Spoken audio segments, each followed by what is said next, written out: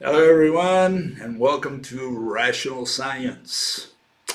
Today we have a great day in physics and I'm going to start by tying some loose ends which I left the other day in the extinction talk, and I want to fill in some gaps in there, okay? And so let me start with that before I get into the subject of today, which is what is a circle, okay?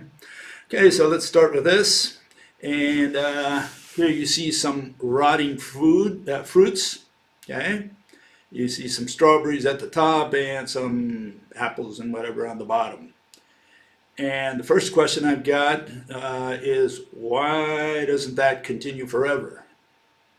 You can see that there's an exponential growth of bacteria, of fungi, of even of viruses. Like we have this COVID virus now going around for those who believe in the virus, okay? Um, Again, it's not a question of belief, it's a question of understanding what a virus is, like I said the other day. We don't believe in viruses.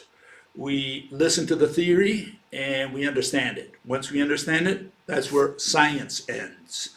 What continues is religion, whether you believe in it or not. Okay, so that's a separate issue. And here's something similar. Here you have something going on with that. Okay, you got to explain that phenomenon right there, or those phenomena. Okay, and you say what's going on. Okay, and the main thing I want to focus here is you can see how fast it grows at first, and it kind of settles down. Okay, and let me show you the graph for this. The graph looks something like this. Okay, you can see it's growing and it goes asymptotically because at some point it levels off. And so the million-dollar question for you is, why does it level off? In fact, this is known as the S-curve, okay? And it's applicable to almost anything involving populations. They always use this sine wave. And let me complete that, okay? Here it is. Okay, that's what it looks like, really. It starts growing, and at some point it levels off asymptotically, approaches the asymptote. And then we have this crash. That's what a population looks like. That's what would happen to those bacteria on the strawberries or on the fruits, because at some point they run out of food to eat. They run out of their carrying capacity, as it's known. Okay? And here you have a famous case. Some of you are familiar with it, people who have followed me for some time. These are Calhoun's mice. Okay, he ran his many experiments, about 25 at least of them, first with rats, then with mice. Put them in a small enclosure and he let them reproduce like crazy, as rats and mice do. And at some point they leveled off. Over there you can see, I think they reached somewhere around 2000, and then the population crashed. Okay, and we don't see much of that last part of the curve. People don't always show that. They always show the S curve, like, it continues forever, like leaving it up to you to imagine what happens next. What happens next, there are only three possibilities. Either it continues growing, it levels off and more or less goes, steady, constant for the next billion years, or it crashes. And our experience, at least if you look at the extinctions in the past, every species crashes. Every species crashes. Are we an exception? Humans, are we an exception to crashing? Okay, that's the question. Okay, here's our population over the years. Okay, and question is, are we more or less like that? Are we also expanding it to a point and then at some point level off and then crash?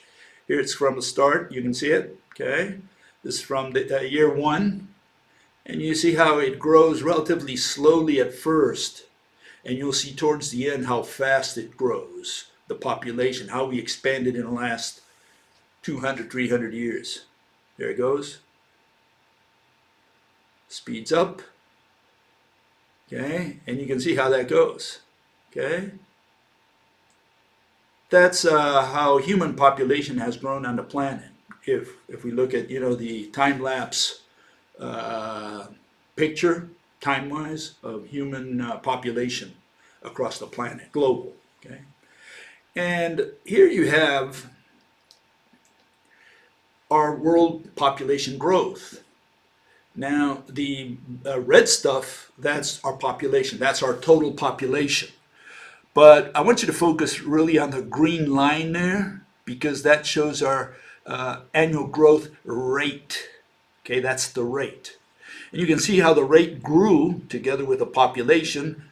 But in 1963, we reached our zenith. And since then, we've been coming steadily down.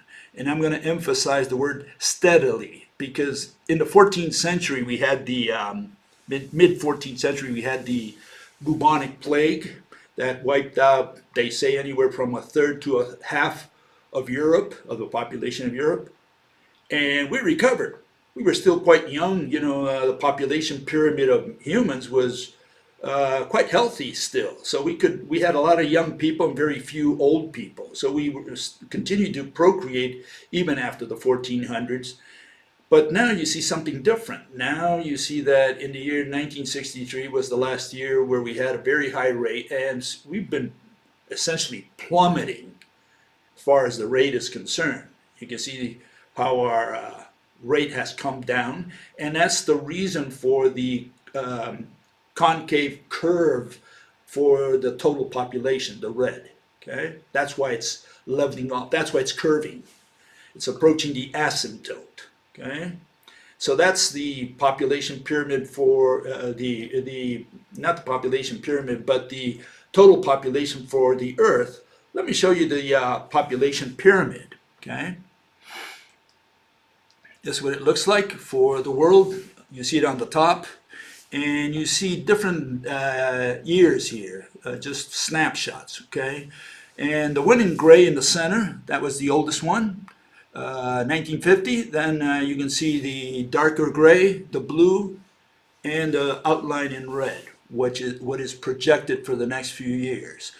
And I'm not looking at total population here, I'm looking at the ages. Remember what's on the y-axis there are ages of people.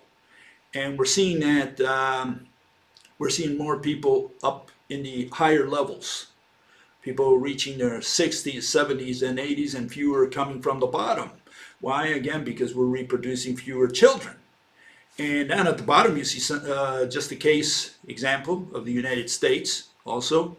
What's happened in the last few years and what's going to happen in the future, what's projected to happen in the next few years. Here's the same pyramid shown for China and Europe. Okay, so you can put it all in perspective. Okay, you can see what China was in 1950 and what their population pyramid is turning into, what it's going to become if everything goes according to plan by the year 2050. And the same for Europe. You see what it looked like in 1950, what it's going to look like in 2050. Assuming we reach that far. And you can see it's getting thinner at the bottom and bigger at the top. Population pyramid is overturning for really the entire planet. So we're going from this to this. Okay?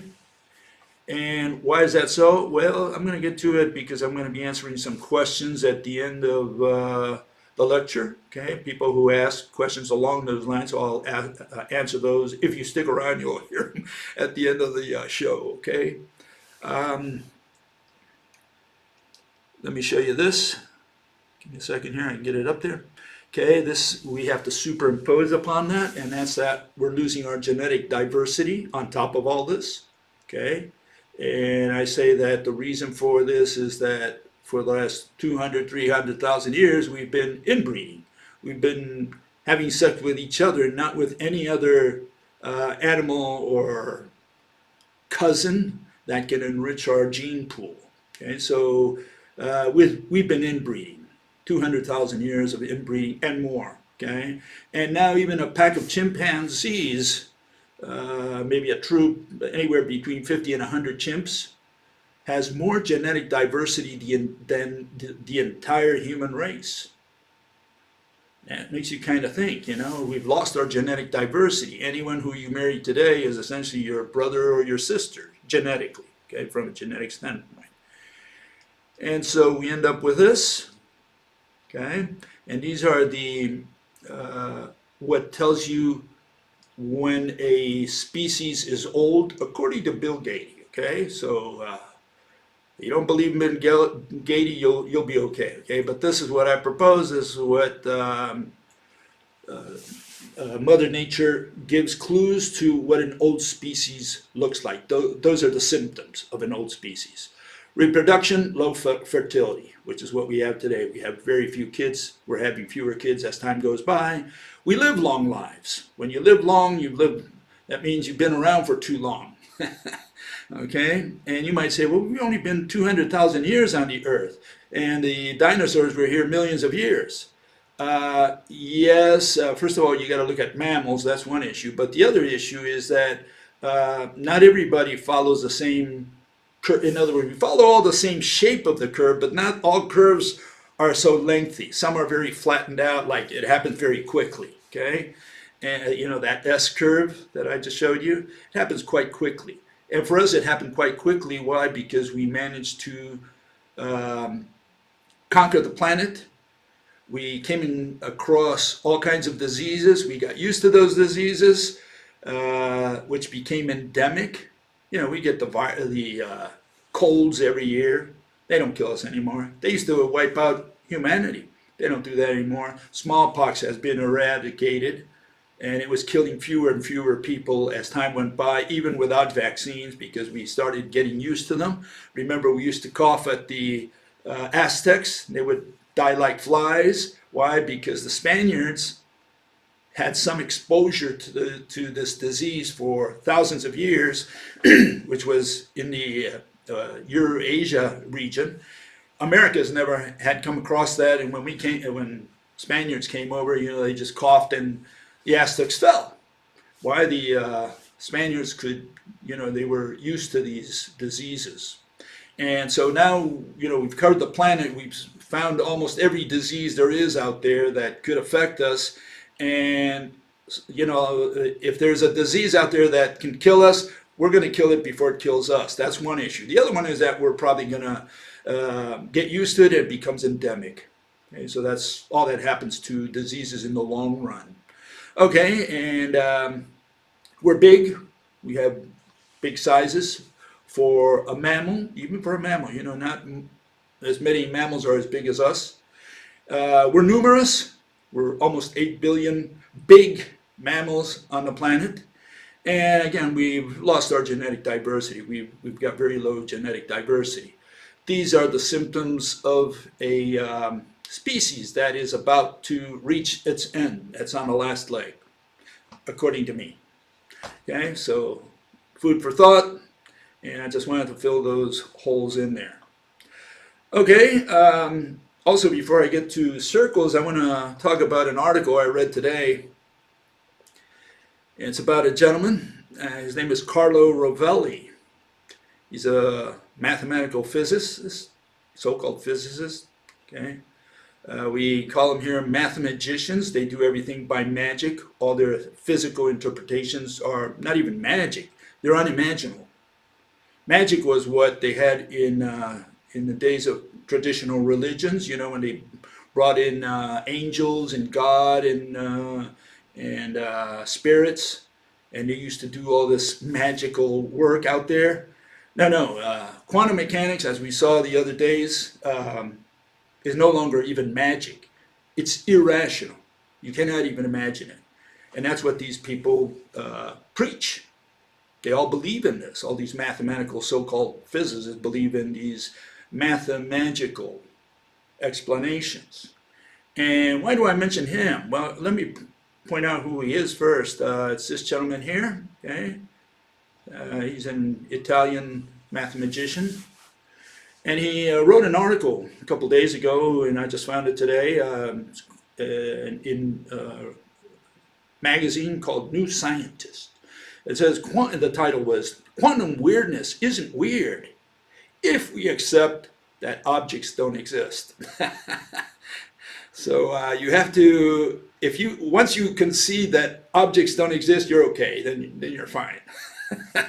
That's what Rovelli's saying. Now this guy is a PhD, okay, and he's got many years, not only teaching, but mathematical physics, but he also does experiments. He worked at CERN. In fact, he's going to give a talk at CERN, I think sometime in April. And this is his summary, essentially his general statement. He says, we can grasp the truth about the quantum world as long as we abandon our most cherished assumption about what's real and what's not. And the only comment I'm going to make here is that he doesn't define what real is. He doesn't define the word exist because no one has in the last 10,000 years. So physics is the science of existence. Physics studies that which exists, but there's no so-called physicist, really mathematical physicist, that has ever defined the word exist. And the reason is or the word, for that matter, the word object, the word thing. You can't do physics without a thing. Imagine there's nothing in the universe, absolutely nothing. God comes in there, wipes out everything. What is there to study? What is happening? What are you seeing? What can you do experiments with, and so on? Okay, there's nothing there. Now you must have something in order to do physics, and it better be something that exists. So physics is not only the science of existence, but the word existence embodies objects. Only objects can be said to exist for the purposes of physics. Okay, and he hasn't learned this. This fellow, he studied 10 years at the university and went into professionalism, and he doesn't know these basic things. And so he doesn't define the word real, and that's going to be 90% of the problem. He doesn't define the word object. We don't know what an object is according to him. Okay, no one has ever in mathematical physics, and there's a reason for that, by the way. Just grab any. You don't have to take my word for it. You grab any textbook of physics. Grab any textbook of physics. Your choice. Okay, I don't care which one you grab. Okay, high school, college, kindergarten, library, scientific journal, whatever. You will never find a word, any of these books that begins by defining what an object is. And you would think that's the first word that a physicist, a genuine physicist, has to define, the word object, because you can't do physics without objects. So you would have to say, this is what an object is. Okay? What all these people do is they work with the informal see-touch criteria. They think that an object is that which you can see or touch, which is the notion of ordinary speech, not of science. And these people work with that informal definition. They bring it into science casually, as a matter of fact, and that's the one they're going to use. They're going to use the see-touch. And as we found out the other day, because you introduce see-touch, you confuse object with exist. They think those two words are synonyms. That an object is that which exists. Why? Because you can see and touch it. And what exists is what you can see and touch, so object and exist are synonyms. That's the logic they have in the back of their minds. And of course, all of that is nonsense, total nonsense, irrationality. An object is not that which you can touch or see. An object is that which has shape. And existence is an object that has location. Okay, so we have a difference in definitions, and that's going to make the whole difference here between what this gentleman is saying and what I'm going to criticize him now about. Okay, so what does he say? Well, here he says the following. He says, those are the definitions, so you have them there. Also, I defined the word concept, okay, a word that invokes two objects. That's the short version. I'm not going to get into that. It's just going to become impertinent here. He says, here's a chair in front of me. This is how he starts his article. A nice red wooden chair with 4 legs, a seat to sit on, a rest to support the sitter's back. Does this chair exist by itself? We don't know what exist means, but let's continue. Let's find out. Of course it does. It exists regardless of me. Great, we're done. Finished. C'est fini. Dot. Period. Punct. But he says, but wait, we call it a chair because what? We touch it. He says, because we sit on it. See, he thinks that a chair is an object because you're going to touch it, you're going to interface with it, you're going to sit on it, you're going to do something with it. Otherwise, he says it's not a chair. Okay, it's not an object unless you touch it. That's what he's getting to. That's what he's got in the back of his mind. That's what he's introducing here very slyly, without even knowing, unwittingly. And he says the following. He said, would there be the concept of a chair? Concept of a chair? I thought a chair was an object. What do you mean a concept? Concept is what he works with. Energy, mass, time, those things that he bends and he moves around, that he transfers, those are concepts. Chair. If I transfer a chair, I'm transferring an object. So he thinks it's a concept. And it's important to highlight these things so that you can follow along, read between the lines what this guy is saying. Okay, without its relation to us, without sitting humankind. Again, he's talking about see, touch. That's his notion of what an object is, because he's a mathematician. What can he know about science? Okay, maybe not. But even if someone were unaware of a chair's intended function, okay, its components would still exist. What do we mean by exist? Well, we don't know, because he never defined the term. Of course, he would never be able to. He's a mathematician. How can he define the word exist? He doesn't deal with objects every day. He deals with equations, with numbers.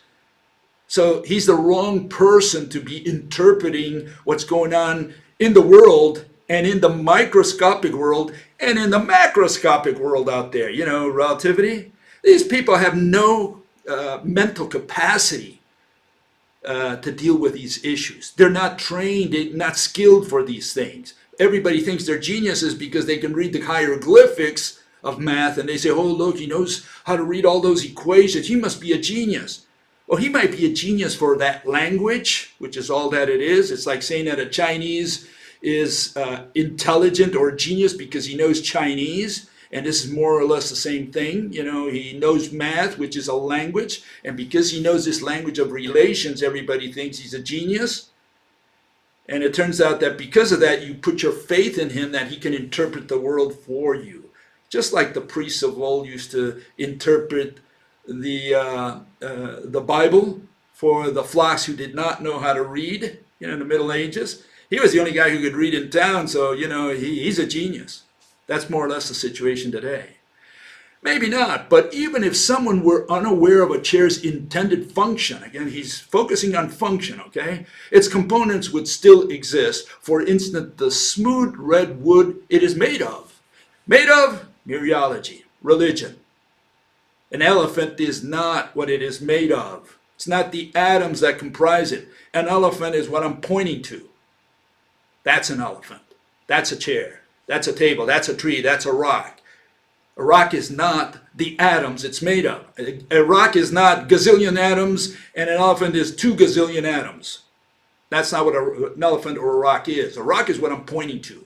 But this guy introduces mereology. Again, all the irrational notions that these people have been brainwashed with, okay, over years, and what they just repeat casually because they're not even aware of their, what they're doing or what they're saying. Okay, what does red mean? Who cares? You know. Well, but in this context, he said it refers to an interaction between the wood, light scattering off it, and particular receptors in our eyes. Okay, so he could have saved all that. He just says it's the wavelength. Okay, wavelength or frequency, link length under the rope model,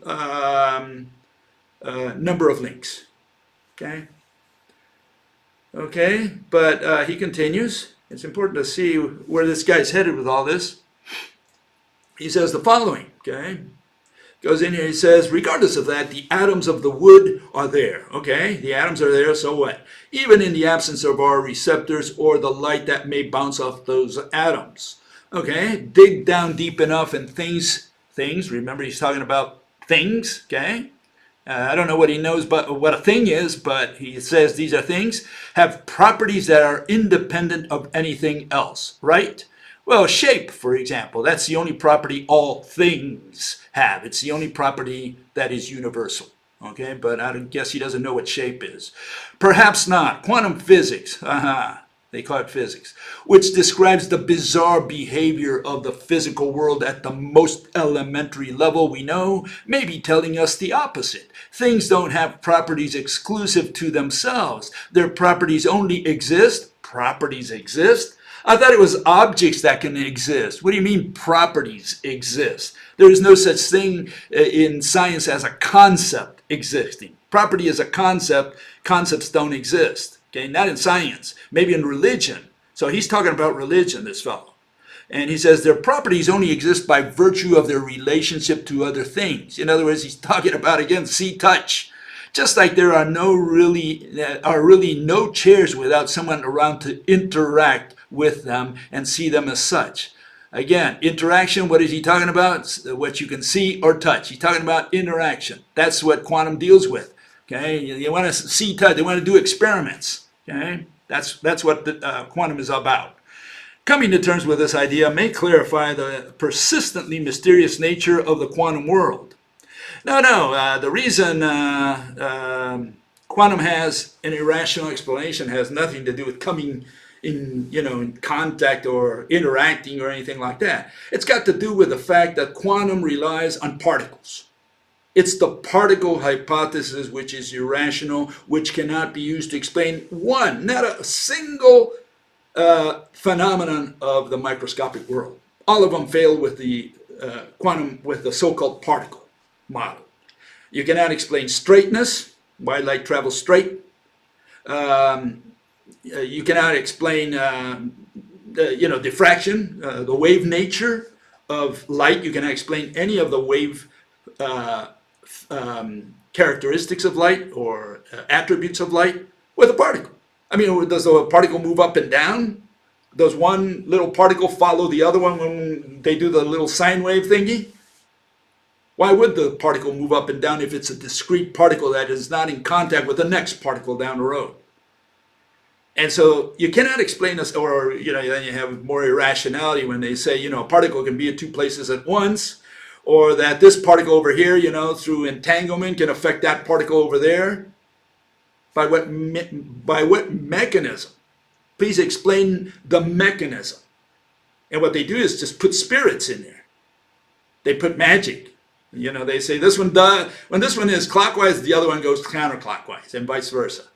Oh yeah? And by what mechanism? And that's where they die. They cannot explain a single phenomenon of quantum mechanics, of the microscopic world, subatomic world, with particles. So it's the particle hypothesis that led people like Rovelli to believe in all this nonsense, just parroted what he inherited in school. He just regurgitates what he learned. That's it. He's an echo of what people from Bohr and onwards invented, all this nonsense. Here's my summary for Mr. Rovelli, which essentially parrots the entire establishment, mathematical establishment. Why does Carlo invoke objects in existence in his dissertation? I mean, these people believe that physics is about equations and descriptions. They say, well, the physical interpretations, that's philosophy. They send you to the other side of campus. They don't even publish that stuff. Like if you go in there and try to criticize quantum mechanics or relativity or string theory in one of their magazines, one of their journals, they won't print it because they say, well, we know it's irrational. We don't understand it either. That's the answer you'll get. And you'll say, hold it, you're saying that your explanation of physical interpretations are irrational? You cannot imagine what came before the Big Bang. You cannot imagine a particle in two places at once, etc., etc., etc., etc. And they say, well, that's philosophy. So why is he trying to do philosophy? I mean, he should stick to equations. If physics, as they see it, is just equations, descriptions, mathematical descriptions, running experiments, doing predictions, all that stuff, hey, just stick to that. Don't tell me how the microscopic world works, which is what he's trying to do here. He's trying to interpret what's going on in that secret world of Mother Nature. He's trying to identify those secret agents, and they're always particles or waves, right? One-way particles, one-way waves. And he's trying to tell you how the universe works. And you say, hold it, I thought that was philosophy. I thought you were just going to limit yourself, your dissertation, to descriptions, mathematical descriptions. And no, he's jumping the gun. He's coming into physics and he's trying to tell you that he knows how that subatomic world works. And when you put him against the wall, he said, well, that's philosophy anyways. So why is he doing philosophy? So if physics is about equations and describing mathematically, why does Carlo attempt to give a physical interpretation to phenomena? In other words, philosophy. Why doesn't Carlo stick to what he calls physics? In other words, equations and descriptions. What's this about objects in existence? What's that got to do with quantum mechanics? Okay? And the answer is very simple. For otherwise his mathematical descriptions are rubbish. That's what they are. They're worthless. They have no value whatsoever unless he can apply them to the physical world. And if he's going to give us an irrational physical interpretation for the physical world, what is his description worth? Yeah, he can describe what he saw. And what he saw was the visible stuff, or the tangible stuff. That's what he can deal with. He can't deal with the intangible stuff. That's why, these people cannot tell you anything about gravity because, you can't touch gravity. You can't see the mediator of gravity. So how does it work? By magic? Are we going to send gravitons in there? Are we going to warp space? What are we going to do there? So yeah, they cannot explain the invisible world. That's the problem. They cannot explain gravity. They cannot explain magnetism. They cannot explain electricity. They have this irrational explanation. There are all these beads going from atom to atom. And so you say, okay, show me your atom. I want to know what your atom looks like. And what do they put? They put Niels Bohr's atom, ridiculous atom, an orbiting bead. And the only question there is, okay, tell me what keeps the bead bound, faithful to the nucleus. Why does it spontaneously fly away? Why does it spontaneously fall to the nucleus? I mean, you have a negative bead, positive proton, right? I mean, it should fall and be attracted, right? And he might say, well, it's orbiting. Okay, so it's orbiting. Why does it fly out? Why does it fall in? What's between the electron and the proton? If he cannot answer that question, and no mathematical physicist can do that, he can't even start his dissertation. He's got to start there. He's got to show us a model of his atom. And if he can't show me a rational model of his atom, and certainly he cannot do it with particles, then he cannot even start his dissertation because we cannot follow it. We cannot even begin by visualizing his atom. We cannot understand why that electron bead does not fall or fly away from the atom. And therefore he cannot explain electricity as the flow of electron beads because he jumped the gun. He's got to start at his atom, not at electricity. And for sure he cannot explain quantum jump. I mean, why does the electron bead jump back and forth between energy levels? What compels it to fall to an energy level? Why does it rise? I mean, why does it do that little dance? And he cannot explain that.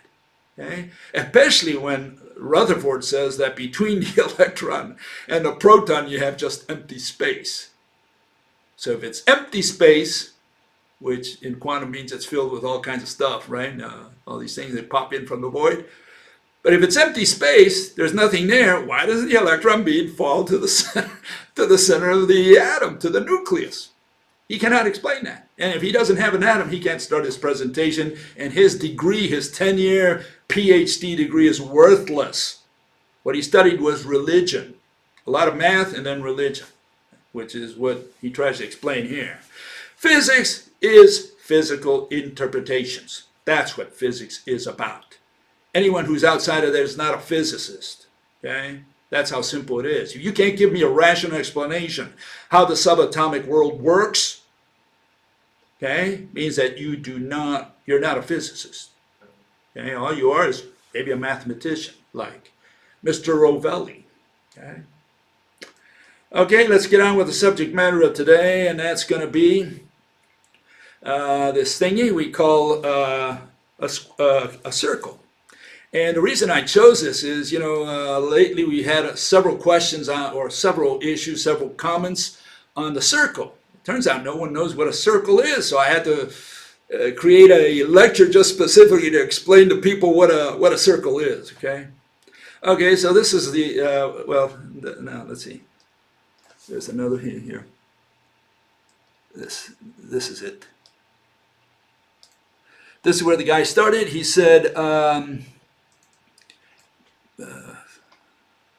last week, okay, he said, talking about me, he says, I held up a disc, once again calling it a circle. And this is what he's referring to. I held this up, okay. Let's get the brightness out of there. Okay, I held this up. It's more or less a round thing, okay. And he says, this is not a circle. This is a disc. And everybody, if you show them this, they say it's a circle. But the mathematicians are going to tell you that they learned it wrong. A circle is just some kind of outline or something. So we need to find out. We got to get to the bottom of this. Where did we all go wrong? If this is not a circle, if this is going to be called a disc, then what the hell is a circle? Okay. So let's get on with this. Let's see if we can show. Give me a second here. Let me get the circle out of there. This is what you'll see. Is that a circle or not? And he'll say, no, that's a disc. Okay, so that's what the issue is. If this is a disc, then what is a circle? Okay, that's going to be the question today. The $1 million question. Okay, so let's find out. Find out what a circle is. We look it up, and we start by finding out what geometry is first. Let's find out what geometry, circle belongs to geometry, hopefully. So we go to the sites. Here's internet sites that teach geometry, okay? And all of them are the same, so I just pulled two at random, but these are quite popular if you look them up there. Okay, so what is geometry? Definition of geometry here, okay? Geometry is the mathematical study of what? Shapes. First and foremost, you need shapes. What does the next one say? What is geometry? Geometry is a branch of mathematics that studies what? Shapes, etc., etc., etc. And it says flat shapes like square, circle. Remember, he's saying flat shapes like what? Circles. It's a flat shape. Usually we don't think of, when we look at a ring, we don't talk about flat. Flat, you usually look at a surface, something that extends, like a sheet of paper or a table. That's what we call flat. We look at, what is a plane? Also extended surface of some kind. That's the notion we have of when we apply the word flat. Okay, we don't usually apply it to a string.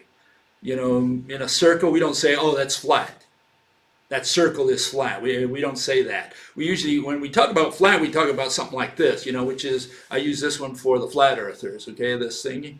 That's why I keep that disc, as this gentleman would say, okay, around. Okay, so geometry is the branch of mathematics that studies shapes, and he says, this site says flat shapes like circles, right, are a part of flat geometry and are called 2D shapes. Okay, let's get all these words in there. Let's remember this if we can. These shapes have only two dimensions, the length and the width. Okay, they're not the only ones who say this. Here we have more prominent sites that you may have heard of. Okay, so let's put these up there. One is the Khan Academy. Okay, and they teach geometry, math, all kinds of stuff on the internet. Okay, and so the word geometry comes from what? Earth measurement. Geo, earth. Metry, meter, measurement. Okay, the word itself comes from earth measurement. What does it study? How shapes and space and things that we see relate to each other. What does geometry deal with? Shapes. Wolfram, which is probably the most popular site, the most famous site. It's interesting to say they claim or they boast to be the web's most extensive mathematics resource. So you look up, what does geometry mean? What does this word stand for? What is geometry about? And they say geometry is the study of figures, blah, blah, blah, blah, blah. Study of figures. Only a little tiny problem there, and that you will not find the word figure in their entire website. So we don't know what they study, because if geometry is the study of figures and they don't define the word figure, then what the hell is geometry? And this is what the most extensive site, math site, resource, or whatever. Okay, so for this, if you want to find out what a figure is, you have no choice but to go 2,000 years ago, 2,300 or so years ago, and talk to Mr. Euclid. Okay, Mr. Euclid, he kind of, he wasn't the first one. In fact, he was probably the last one. He kind of rounded all the knowledge that the Greeks had of geometry and math and all that stuff, Greeks who inherited from the Egyptians, who inherited it from the Sumerians and so on, right? Okay, so it goes back and back and back. So all this knowledge was kind of collected by the Greeks, and Euclid studied in Athens, but he later went to Alexandria in Egypt, okay, in the Ptolemaic world, okay, after Alexander fell from grace. But he studied at the Lyceum where Aristotle taught, and that was his school. Okay, you have to remember Aristotle was Alexander's tutor, and Philip II, his father, Alex's father, right, hired Aristotle to teach his son. And then when Alex grew up a little, he sent, they kind of had this influence over Athens, and they sent all these Macedonians. Aristotle was not a Greek, he was a Macedonian. And to you, you might say, well, that's Greek to me. No. They would know the difference between a Macedonian and a Greek. And so he was a Macedonian in Greek lands. He was kind of like a spy there. And when Alexander fell from grace, when he died, good old Aristotle had to get out of there. Okay? But he found a Lyceum, and Euclid studied at the Lyceum. So he collected all this information, wrote his book, Elements. And among other things, he defines what a figure is. Okay, so let's listen to Euclid. Let's find out what he says is a figure. Okay, he defines a figure for us since Wolfram doesn't. Okay, here it is. He says in his definition 14, a figure is that which is contained by any boundary or boundaries. Essentially, that which has shape, meaning a figure is what I say it is, and that is what an object is. An object is that which has shape. It's not that which you can see or touch, it's that which has shape. He called it boundary or boundaries. Now, he did a pretty good job there. There's only one problem here, and that's the problem that no one ever paid attention to this definition. After line 14, definition 14, no one ever used that definition at all in the last 2,300 years. Okay, so that's the definition of a figure, but no one uses it, and no one has ever used it. No one, and more important than that, no one ever realized how important that definition is. Okay, now I came up with the same definition, but my critical contribution is knowing or understanding how important the definition is. See, not even Euclid understood what he wrote there. He didn't realize how important that definition was, and the reason is very clear. He never used that definition at all in the rest of his book. So even though he defined a figure as that which has shape, that which has boundary, he never used the definition in his book, so he didn't realize what he wrote. So that's the other thing I criticize him for. Not only do I define the word as shape, but I understand the importance of it, and I do use it. Okay? Okay, so what is a circle then? Does a circle belong to the world of figures? Let's find out. Here it is. He defines it in the next definition, just the one right after that, 14, number 15. A circle is a plane what? Figure.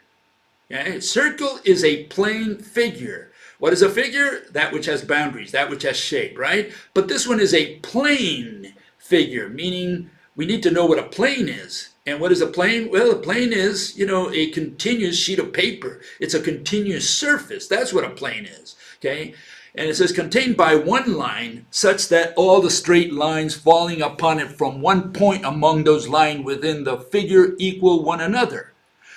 Okay, so we got too many problems with that definition. The first one is that between any two lines, I can fit 1 billion lines, okay? That's the first problem. In other words, I can fit more and more lines. That means that Euclid is still building his circle even to this day. He never finished building his circle. Okay, so if a circle is a bunch of lines that fall on points, and there can be lines between any two lines, then his so-called circle was never finished. Okay, And besides, that's not a plane. Again, that's not a figure in the sense that it's not a continuous object. What he's describing there is, or defining there, is something that you construct. You have to construct that circle. It's never finished because you got to construct it. It's not like you can point to a circle, to Euclid's circle. You have to build it line by line, and between any two lines you got a gazillion lines, so you'll build that circle forever. There is no circle that you can point to until he finishes his sculpture. That's the problem with Euclid's circle. Okay, but let's continue here. Here's the modern definition, the one so-called geometers of today use. Okay, these are the mathematical so-called physicists who use this definition. Okay, and it's the one you find in the Wikipedia. It's not because it's in the wiki, you'll find it in every book, so it's the same thing. These people have the same notion everybody else has, so no problem with using the wiki here, okay? Circle, a shape, okay, consisting of all points in a plane. In a plane. In a plane. What is a plane? Well, we'll find out in a second. That are at a given distance from a given point, the center. Okay, so one of the issues we're going to find out here is whether that center point is part of the circle. Okay, that's one issue. The other issue, okay, what do you mean shape? What is shape? Well, shape is the form. Okay, so what is the form? Form is the shape. Oh, great. We learned a lot. Shape is the form, form is the shape. Okay, what is a plane? Well, plane is a surface, and surface is a plane. Oh, great, we learned a lot. And that's on the Wikipedia. You'll find this circularity, these synonyms. They think they defined the term, all they had is synonyms. Plane is a surface, surface is a plane. Shape is a form, form is a shape. Great, we learned a lot. But what's the problem with that circle? We got a little bit of problems there, don't we? Here we have a whole bunch of points. And similar to Euclid's series of lines, you can put gazillion points between any 2 points according to mathematical physics. Between any 2 points, there are gazillions of points. Why? Because they don't talk about points. They never give you the size of a point. They're talking about locations, which is not a geometric figure. Anything made of locations is not a geometric figure. Geometric figure is what I'm pointing to. That's a geometric figure. But if I'm going to build it, construct it point by point, first of all, it's never going to be finished, because between any 2 points I can fit another one. That means it's not a continuous circle, in other words, continuous circumference. It's not united. All we have is discrete points, one isolated from the next one. There's space between any 2 points. Then they're not points, they're locations. That means you're talking about the location of an object that is there, which is an undefined object. It's the point that's there. And what's the point? The point is a location. So we have a location inside a location. That's all we're talking about, location. Locations of what? Oh, we don't know. Just a bunch of locations. Between any 2 locations, you can fit gazillions of locations. Great, we learned quite a bit. Okay, so that's quite circular. Where do we continue from here? Let's get this one in there. Here's the problems with the notion that mathematical physics has. Let's see if we can summarize this. These are way at the bottom, so I got to pull them up from there. Okay, here it is.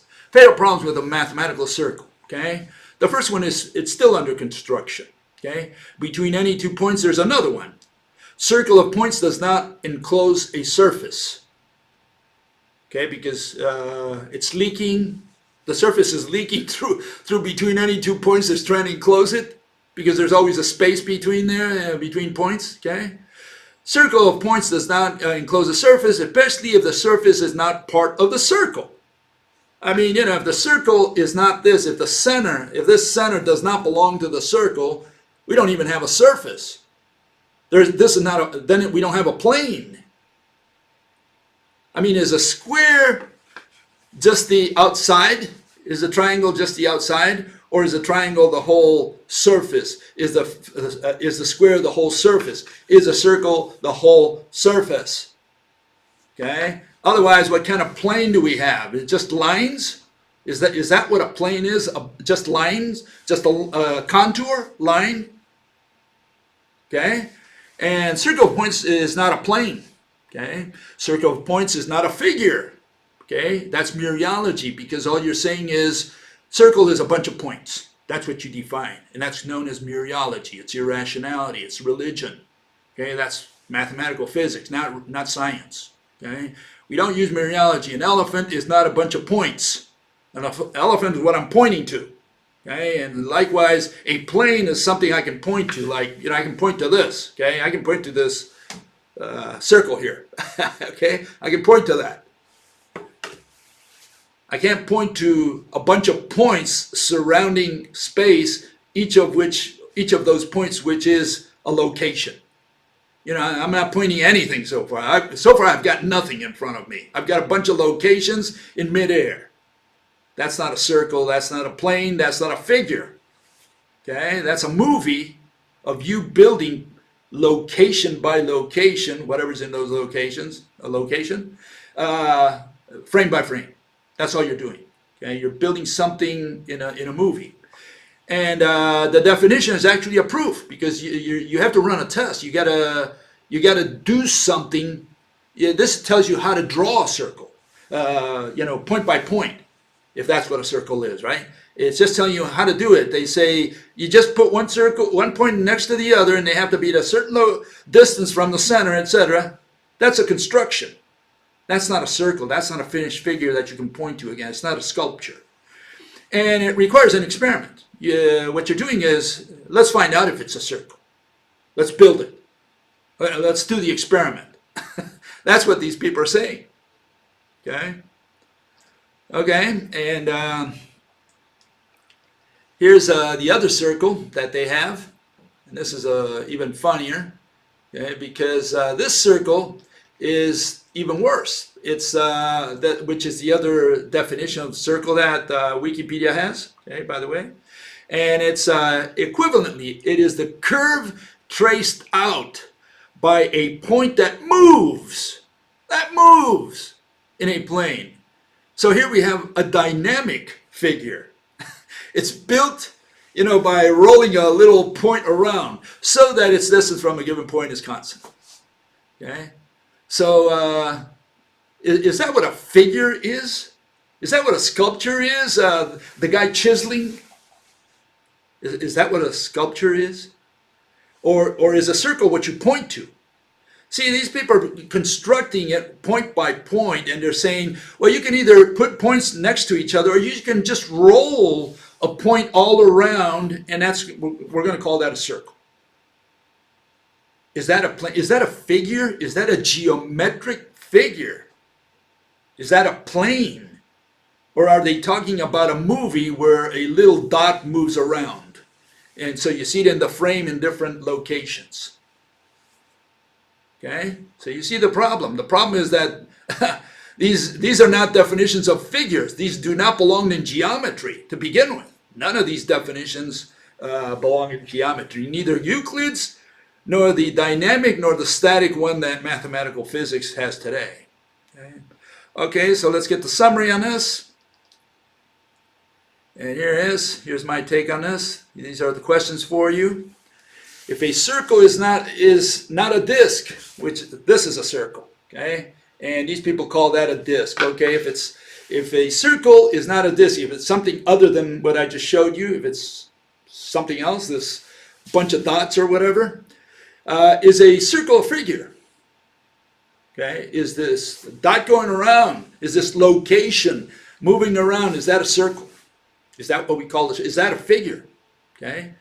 Remember, figure is that which has shape, or as Mr. Euclid said, it's that which has boundaries. Again, which is the sine qua non requirement of the discipline known as geometry. Remember, what was geometry about? Shapes. Is a dot moving around a shape? Is that what a shape is? Or is a shape what you're pointing to, more or less? Okay, is a circle a plane? I mean, is it a continuous surface? For lack of a different word, a sheet of paper, we say, is a surface, and when it lies flat against the table, we say that both the table and the paper are flat. That's when we use the word flat. We don't put a little string around in a circle and say it's flat. We don't usually use the word flat in terms of, a little string that's rolled around.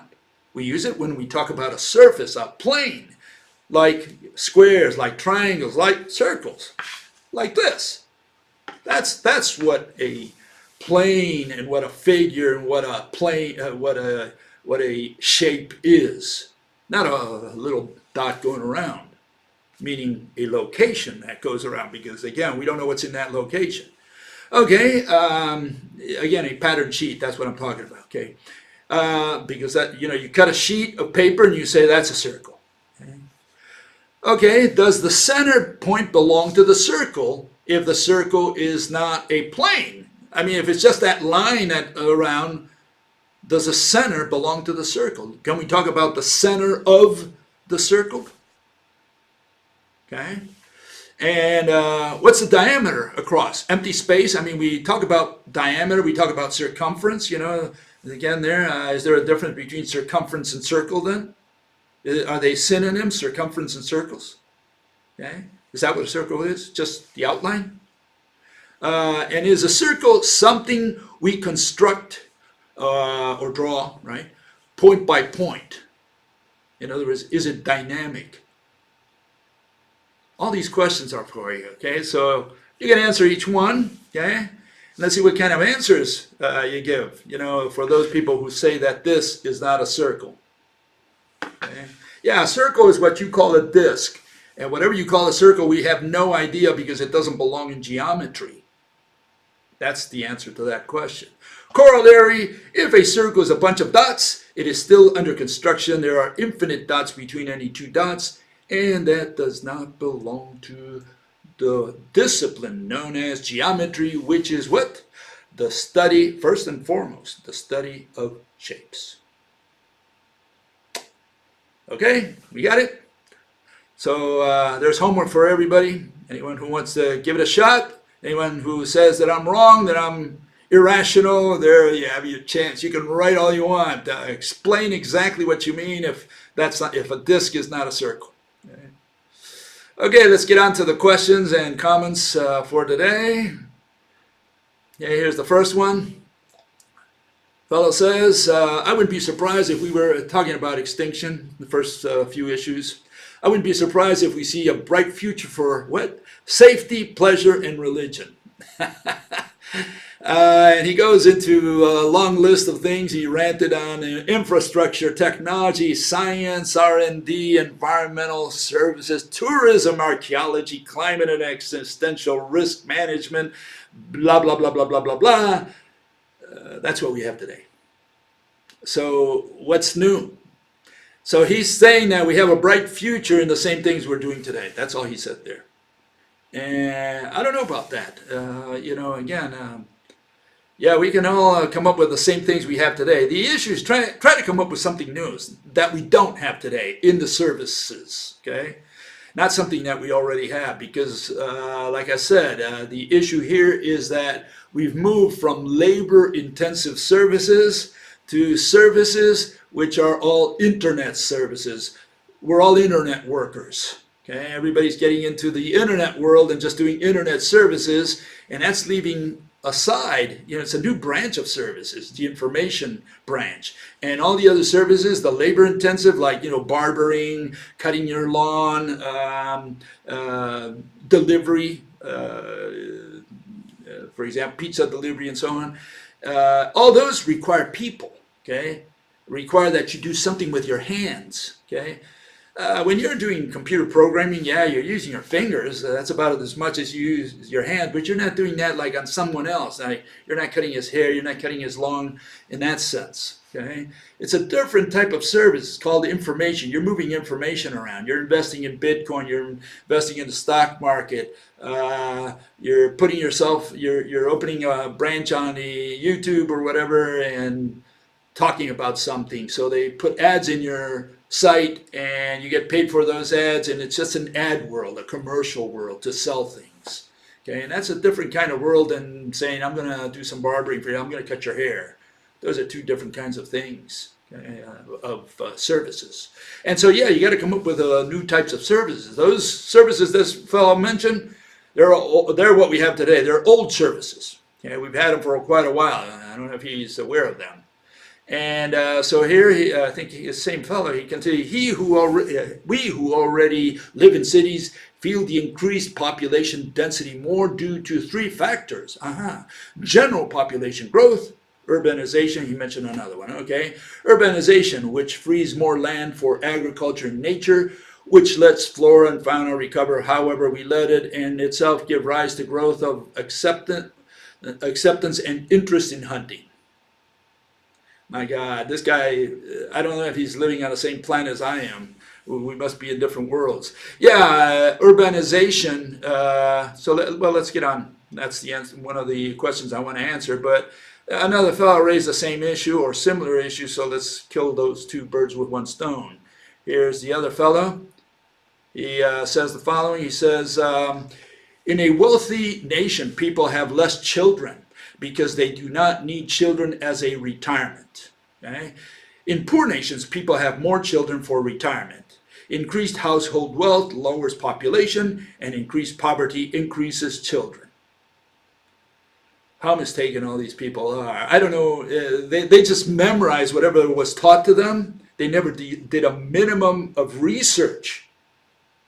Or thinking, for that matter, because, I mean, if this fellow would have at least done a minimum of thinking, he probably would have not said this. He would not embarrass himself publicly by saying this. But this is what most people believe out there. That's what they've been taught, and this is what they repeat, and this is just they parroted. Okay, let's find out what's wrong with this, okay? And first we show that he just parrots what he reads out there, or what is, you could say, the worldly wisdom, okay?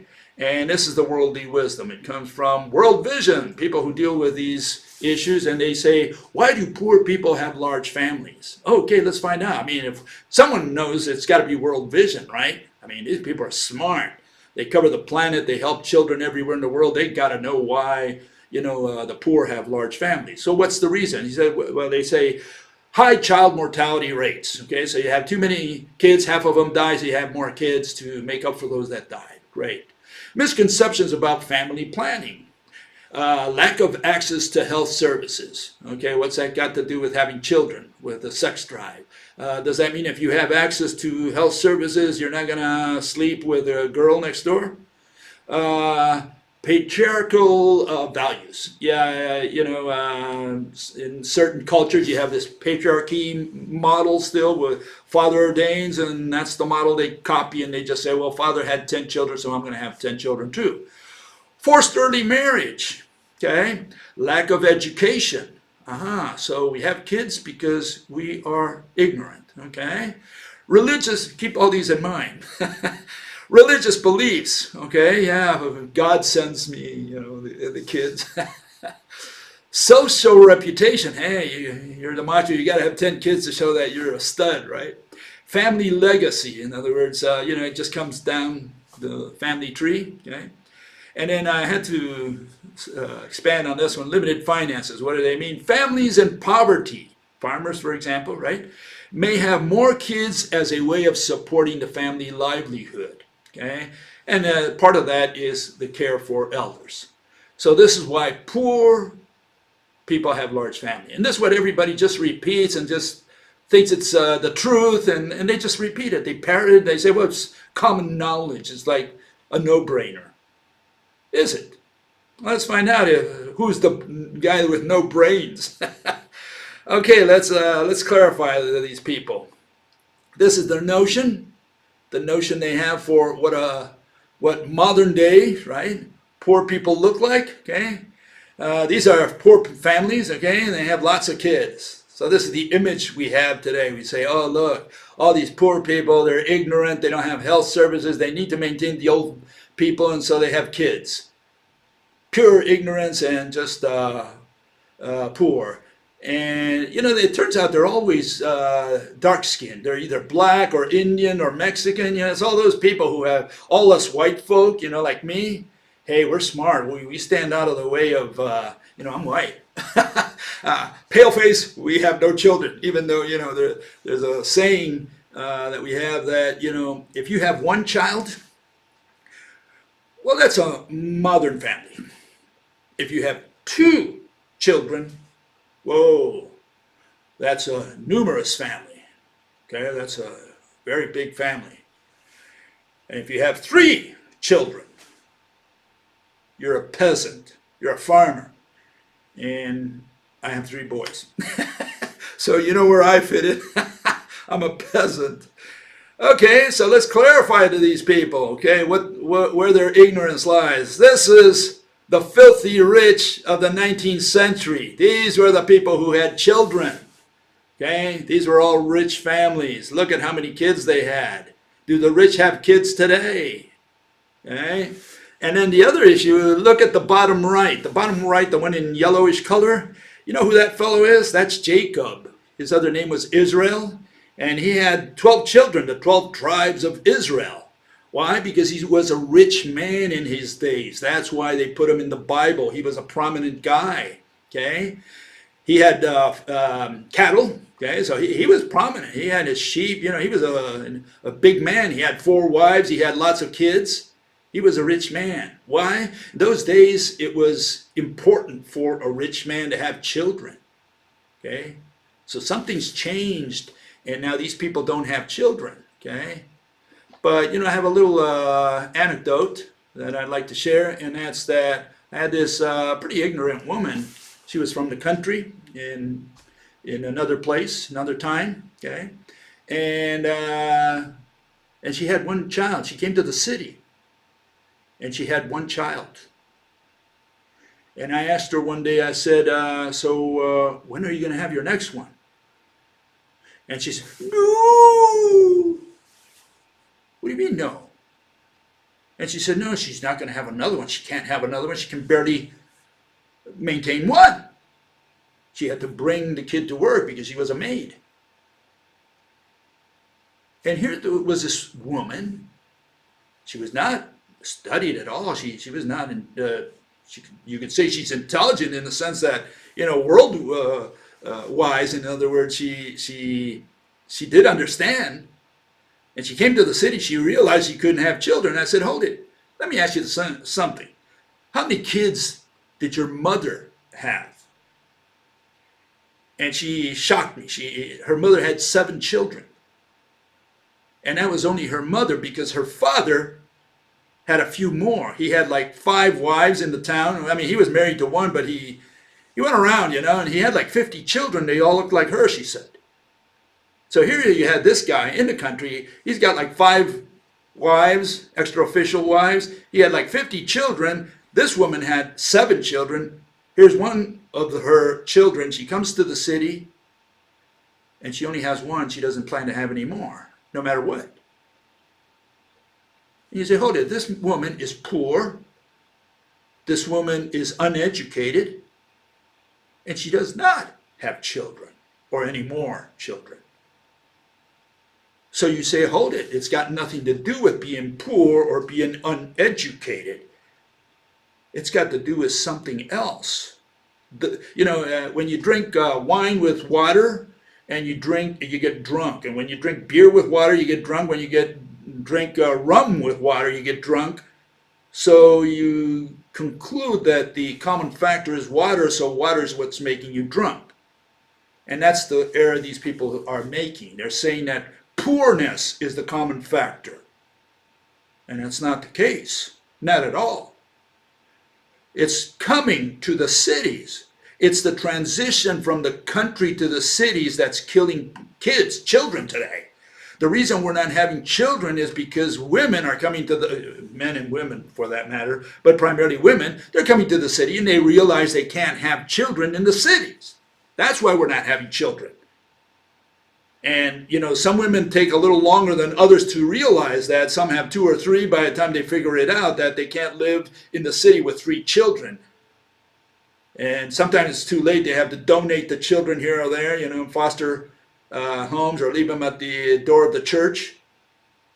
But it's not really the poor. Poor is not the common factor. The common factor is the fact that we have become urbanites. We've stopped living in the farms and we're coming to the cities. When you come to the city, you stop having children. And you don't believe me? No problem. Look up the following. Look up any country in the world. Your choice. Any country that you wish, that you choose. Okay? This is what I'm saying. Any country. Just there's what, 100 and almost 200 countries in the world. Look up the one you want.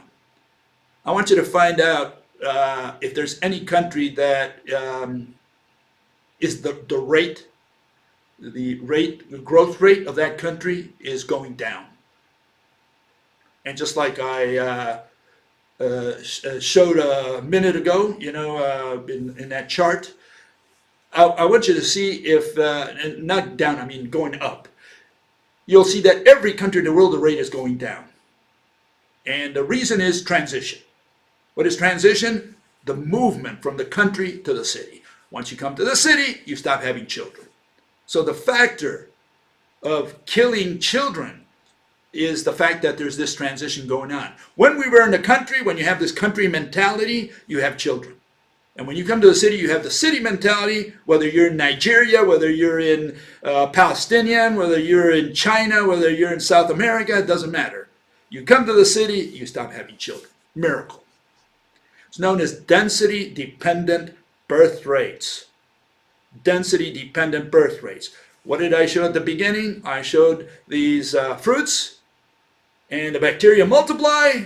You know, there's this exponential growth, and then they start leveling down, and then when there's no more carrying capacity, they go down to extinction. Okay? So what's happening in the world today, total world, is that we stop having children, or starting to have, we're stopping to have children. Why? Because we've come to the cities. Once we come to the cities, we stop having children, and at that point, that's when population stagnates. And because population stagnates, there is no future, especially no economic future, because all businesses rely on demand. What is demand? Ultimately, population. No population, no demand, and right now we're headed to no demand, to a flattened out curve that is going to peak out. It's going to reach some kind of zenith, and then what did we see? The S-curve turns into whammo, down all the way to zero. It's got to be very quick also, by the way. Okay, another comment along the extinction lines as well. Extinctions are linked to the sun cycle. Poor fellow. I mean, you know, what does he know? He doesn't do any research. All he's doing is putting off the question. They're saying, yeah, it's the sun cycle, whatever that is. In other words, he's avoiding the question. He doesn't want to answer the question, and he doesn't have an answer for the question I asked. The question was, give me a foolproof, full and foolproof mechanism for extinction of man. Something man can't do anything about. And of course, everybody, the only thing anybody can think of that man can't do anything about is the sun. They say, well, if the sun does something, if it goes away, or there's some kind of cycle or whatever, that's the only thing they can think of. In other words, they put it off. They say, well, there's something going on with the sun. There's something over there. That's not an answer. Sorry. You got to do a little better than that, a little better research. No, sun has nothing to do with extinctions. But that's what these people just repeat. They read it somewhere, they get it in their brains, and that's what they believe. Okay, here's another comment. Paul says, there is no involuntary trade. My God, these poor people. It must be an economist, one of these Friedman types, Friedmanians. Okay, let's find out. Let's find out if this guy has voluntary or involuntary trade power. Okay, here he is. Okay, do you think that fellow would work for food or for anything? You know, I doubt that fellow has much of a chance to bargain from a position of power, of strength. Okay, and that's more or less the situation of lots of people today. We'll call them the proletarian, okay? And here it is. This is 19th century England. Okay, so you can see it here. That's how people lived. They lived in the slums. They lived in the ghettos. Okay. You think these people had much of a choice when they made a contract with the person who hired them for a factory in the 19th century? What bargaining power did these people have? I mean, it's easy to talk when you have a filled stomach, and also when you have maybe some savings, or maybe you have something to trade. Like I said, when you have only your labor to trade and there are other competitors around you, well, there's not much bargaining power on your side. So you have to accept whatever is given to you. I mean, it's like the slave. The slave works for food. Does he have much of a choice? How about the serf, which we covered last week? He doesn't have much in the feudalistic age. He doesn't have much of a chance to bargain. And people say, well, those people were slaves, they were serfs. So what's the difference with the slaves and serfs today that we call proletarians that work in the offices? I mean, what do they work for? They essentially work for food, because they're barely above subsistence level. They have very little disposable income. And that means that essentially all their money goes to paying for the rent, whatever other things they're paying for, and for food. And that allows them to come to work the next day because now they're fed. And then at the end of the month, they get their next check, and they can work another month, and so on down the line. And they never get out of that. So yes, we'll work for food. And so they don't have much bargaining power, even much less today. And the more we go on, when everything's by contract. See, in the old days, it used to be, there used to be some unions. Today, the unions are broken. When I worked, I was a union man. I worked, I was a delegate, what is called a delegate in Argentina. And I worked for the phone company. And, I went on 2 strikes. We went 2 strikes. We had to put the pressure on the on the powers that be to get them to bargain with us. But that's gone today. I mean, today most jobs, most industries out there are non-union. And a lot of people even don't want unions because they just see them as troublemakers or causing trouble for them, or they just rather lower their ears and work for whatever's given to them. And so the worker is going to be losing real value the more money that the government prints, and the more prices rise, and the last thing to rise is always the salary. So the workers, little by little, are going to fall behind until they're going to be specifically at the level of subsistence income. And when you're at subsistence income, you have involuntary trade. No doubt in my mind, at least, about it. You can believe whatever you want. Okay, another issue related to squares. Probably talk about next time. You did it again. You extrapolated a small piece of my comment and twisted all its meaning by distorting and omitting and changing and mystifying. Oh my God, I'm so sorry. I'm such a bad guy. Okay. The generic word tree, okay, refers to the plant. It's interesting he used the word plant and not the word object. I wanted to know whether the word tree is always an object. That's what I wanted to know. He didn't use the word object or thing. He said it's a plant. Aha. So I'm the guy who's being mean and nasty by changing some things. The reason sometimes I leave stuff out is because these people get tangled in their own wording, and so I have to show them what they wrote. And so I cut up all the nonsense that's not relevant, and I just say, this is what you said. Read what you said. This is what you said. Oh, but you left the other stuff. I don't care about the other stuff. It was not pertinent. This is what you said. This is what you meant. This is what your statement says. And here you see it. You say it says refers to a plant. Why did he say the word tree refers to an object?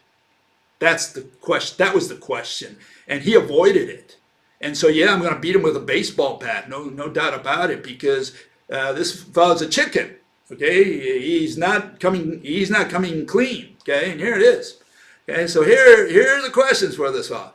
Does the word tree always refer to an object? And I'm talking about tree in the constant context of plants, okay? So does the word tree always, here in the land of the Klingons, does the word tree always refer to an object? Yes or no? It's a yes or no question.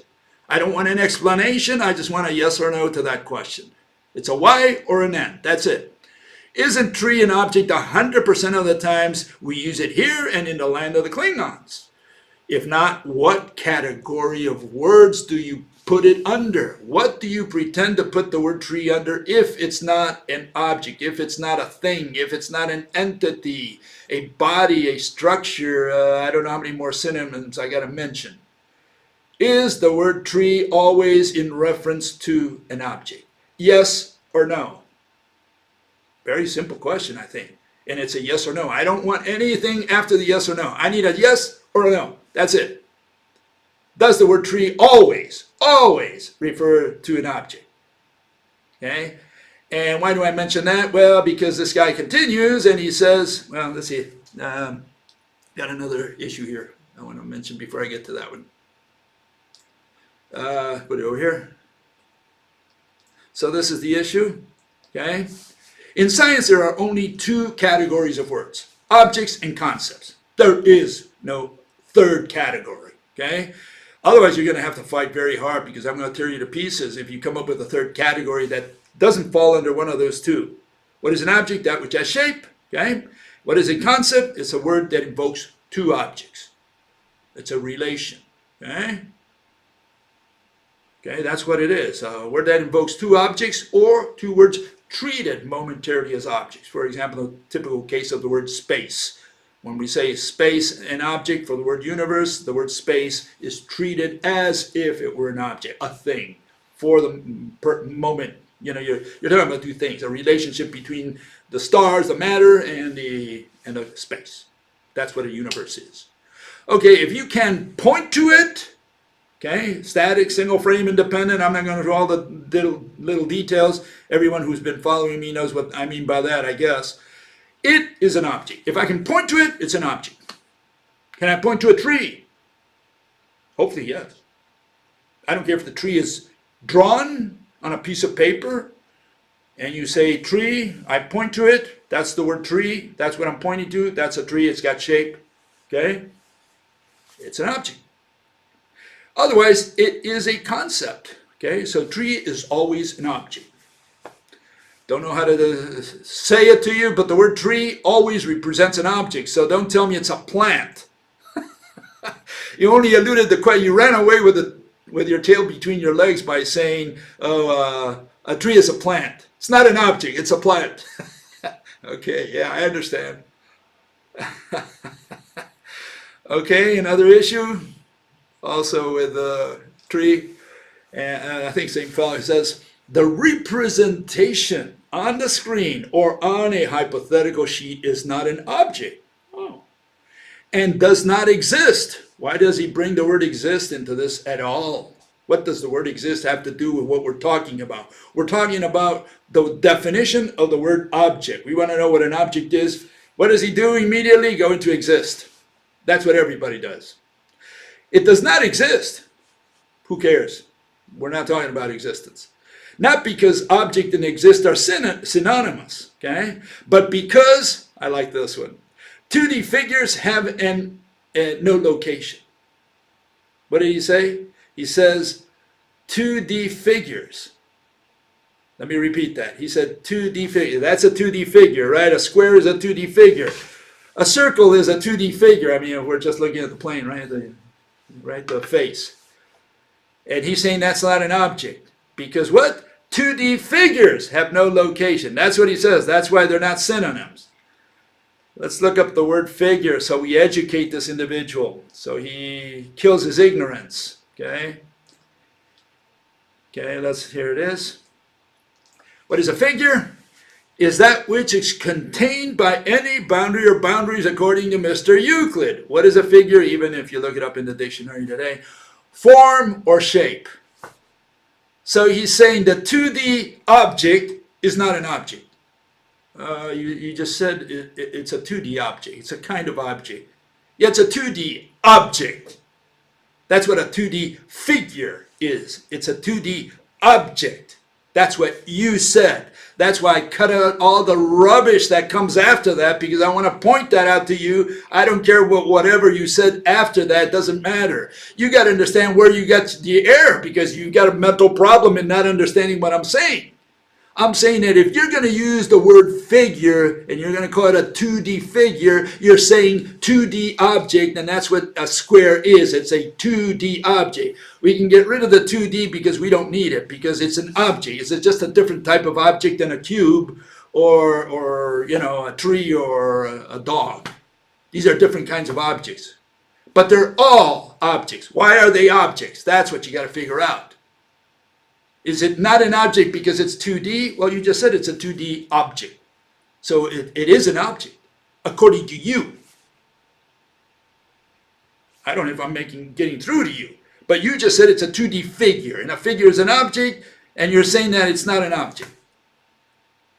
So you figure it out. You got to look at the mirror and look at your soul in there, okay? I can't help you any further.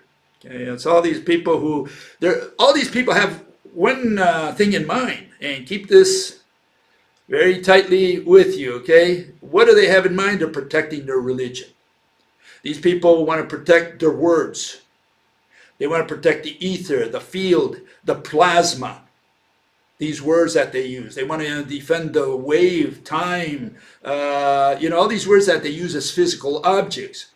And what do I say? That the definition of the word object destroys all religions. They want to protect their religion. They say, no, you're not going to destroy my religion because I've been doing this for 20, 30 years, and you're telling me now that my religion is worthless because you define the word object differently? Well, you got to get in the ring and fight for the word object. You got to tell me what an object is, because physics cannot be done without an object.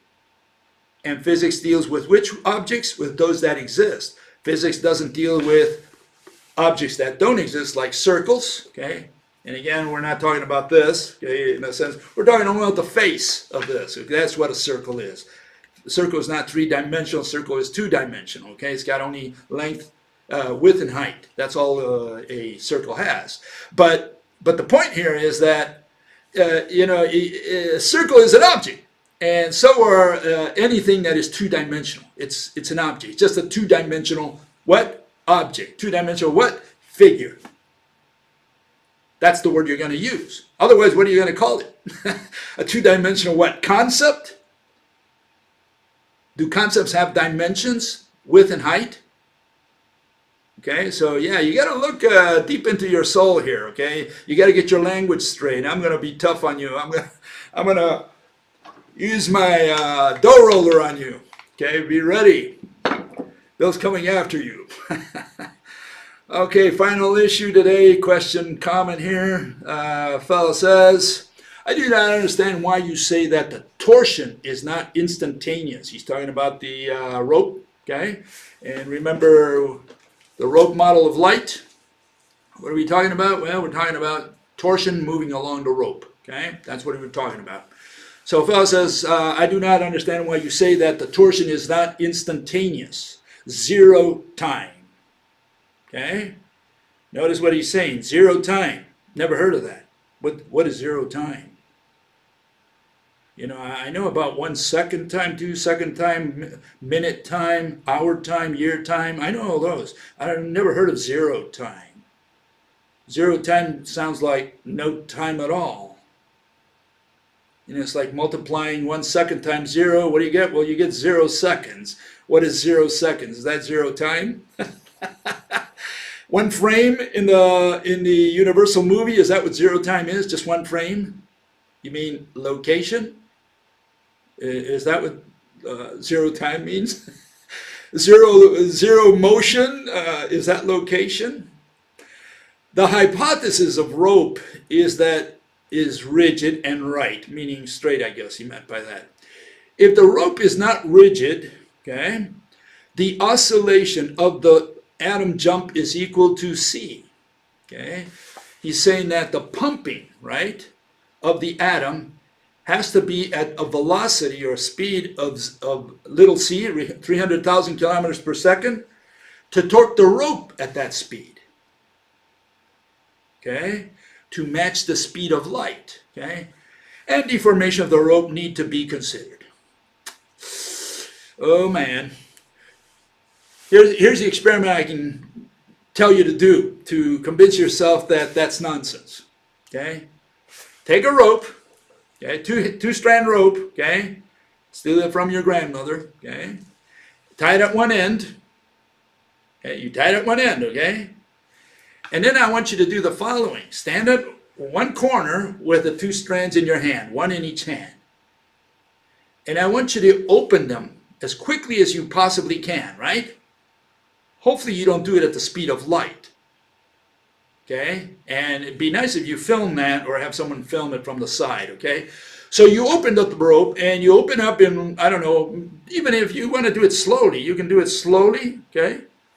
And the question is whether the speed of the torsion along the rope, in other words, if you time it, right? If you look at the speed from the point of origin of the disturbance to where it reaches, if that distance is the same as the distance between your two hands. Okay, so you open up the two strands, this thing rolls all the way down, up to some place that you can film, and this is again a very coarse experiment, crude one, right? That's the best I can offer you, but obviously if you do this in a more controlled scenario, you would probably reach a much better, a more precise conclusion. And that's that when you pull this, the speed of this is not the same speed as the one along the rope. The one along the rope we call c. Little c, that's the 300,000 kilometers per second, which is the speed of light. This pull is not 300,000 kilometers per second, and neither is the pumping of those two atoms, okay? So the speed along the rope is, of the signal along the rope is much faster than the pumping of the two atoms. In fact, it's I think it's more or less like a 10-to-1 ratio, and that's because they measured the speed of electricity. Maybe that's a rule of thumb, but again, all these things are very up in the air. They don't really have speeds for any of these things yet, not very strong ones. Ask a mechanic, quantum mechanic, if the speed of pumping of the back and forth going of the little bead, electron bead that quantum jumps from energy level to energy level, if that travels at the speed of light. Ask them that question and see if they'll tell you that an electron falls at the speed of light. Because if it does, it turns into energy, according to good old Einstein. So keep that in mind. Okay, and here's the real reason, okay? Mona Lisa cannot smile instantly. We don't know anything, any motion that is instant. Instant refers to location, okay? And motion and time involve several frames, at least 2 frames of the universal movie. Okay, so Mona Lisa cannot smile in a single frame. That's not a smile. In order for her to smile, she's got to move her lips at least a little bit. She's got to move her face somehow. Otherwise, it's not the verb to smile. Okay?